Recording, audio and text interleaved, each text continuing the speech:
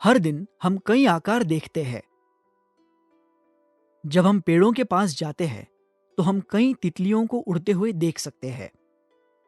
जब हम तितलियों का निरीक्षण करते हैं तो उनके पंखों में एक अद्भुत समरूपता दिखाई देती है।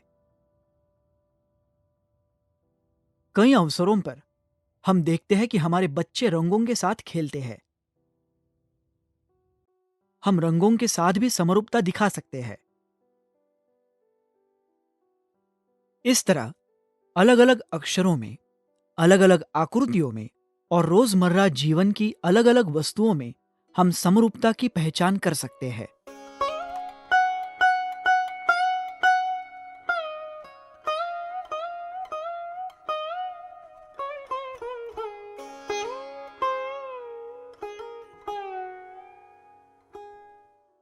हम अक्षरों और आकृतियों को विभाजित कर सकते हैं और समरूपता और उसके अक्ष की पहचान कर सकते हैं। आइए हम एक दर्पण लें और देखें कि समरूपता और उसका अक्ष कैसे दिखाई देता है। मैं एक दर्पण लेता हूं। मेरे पास यहां एक वस्तु है जो आकार में आधी है। मैं ये आधा आकार एक विशेष रेखा के पास रखता हूं। अब आधे आकार का निरीक्षण करें। क्या हमें पूरी तस्वीर दिखाई देती है?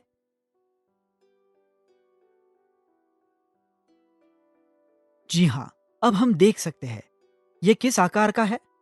ये एक पेड़ की तरह दिखता है। क्या आप उस सीधी रेखा को दर्पण और आधी आकृति के बीच देख सकते हैं? उस रेखा को समरूपता का अक्ष कहा जा सकता है। तो ये आधा आकार दर्पण में आधे आकार के साथ हमें सममित आकार देता है। हम दर्पण में पूरी तस्वीर देख सकते हैं। मैंने विलोम पद संख्याओं का उल्लेख किया है। मतलब अगर हम एक दर्पण का उपयोग करते हुए एक संख्या को देखते हैं, मैंने 181 चुना था। 181। आइए देखें कि यह दर्पण में कैसा दिखता है। क्या आप इसे देख सकते हैं? जी हां। लेकिन आपको कौन सी संख्या दिखाई देती है? क्या आप पढ़ सकते हैं? हमें 181 ही दिखाई देता है। अब हम दूसरी संख्या देखते हैं। देखें कि मैंने क्या चुना। क्या आप संख्या पढ़ सकते हैं?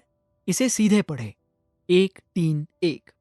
अगर हम इसे प्रतिबिंब में देखते हैं तो क्या हम वही 131 देखते हैं या कुछ और? क्या 181 और 131 के प्रतिबिंब में अंतर था या फिर कुछ और था? 181 में हमें एक ही प्रतिबिंब मिला। 131 के साथ हमें एक विपरीत प्रतिबिंब मिलता है। जब हम संख्याओं का चयन करते हैं तो केवल विशेष संख्याएं ही हमें समान प्रतिबिंब देती है। इसीलिए हमें संख्याओं को सावधानी पूर्वक चुनना चाहिए। तो सभी विलोमपद संख्याओं में समरूपता नहीं हो सकती है। स्वरूप और समरूपता के बारे में जानने के दौरान हमने कुछ शिक्षण उपकरणों और वर्ग रेखा कापी का उपयोग किया और उनके निर्माण और अक्षों के बारे में सीखा। हम कई अलग अलग क्षेत्रों में इन स्वरूपों का उपयोग करते हैं।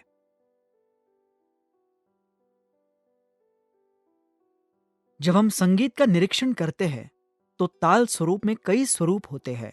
लय 2, 4, 6 या कई अन्य स्वरूपों में हो सकती है। ये घर के सामने बनाई जाने वाली रंगोली हो सकती है। ये बिंदुओं और रेखाओं का उपयोग करके बनाई हुई शैली हो सकती है। हम वहां स्वरूप देख सकते हैं। कोई भी कला, जैसे कि हम जो चित्रकारी करते हैं, उसमें कई स्वरूप हो सकते हैं।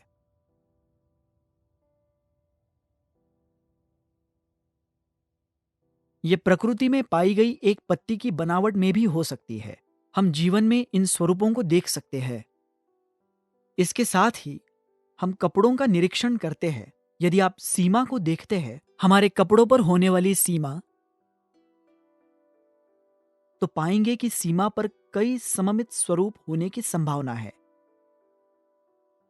यह हो सकता है कि जब हम किसी इमारत का निरीक्षण करते हैं या जब टाइलें बिछाई जा रही होती है तो हमें स्वरूप मिलने की संभावना होती है।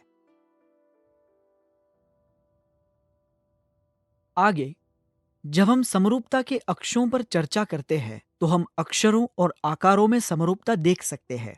हम इमारतों में समरूपता देख सकते हैं। इसी तरह हम प्रतिबिंबों को देखते हुए उनमें भी समरूपता देख सकते हैं।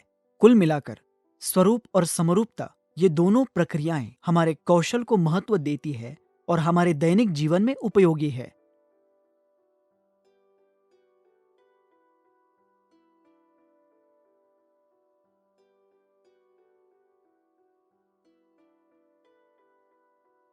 स्वरूप और समरूपता का एक अन्य महत्वपूर्ण और उपयोगी पहलू है कि ये प्रतियोगी परीक्षाओं में उपयोगी है। ये परीक्षाएं कक्षा छठी में शुरू होती है। ये आदर्श, नवोदय या मोरारजी विद्यालयों में हो सकता है, या किसी भी प्रतियोगी परीक्षा में जो हम किसी पेशे के लिए लेते हैं। वहाँ आकार और स्वरूप होंगे जो हमारे दिमाग और क्षमताओं को चुनौती देंगे। उन्होंने स्वरूप और समरूपता की संकल्पनाओं को भी शामिल किया है। हालांकि कई स्थितियों में हमारे कुछ शिक्षक इसे समझ नहीं पाते हैं और सीधे तौर पर स्वरूप सिखाते हैं।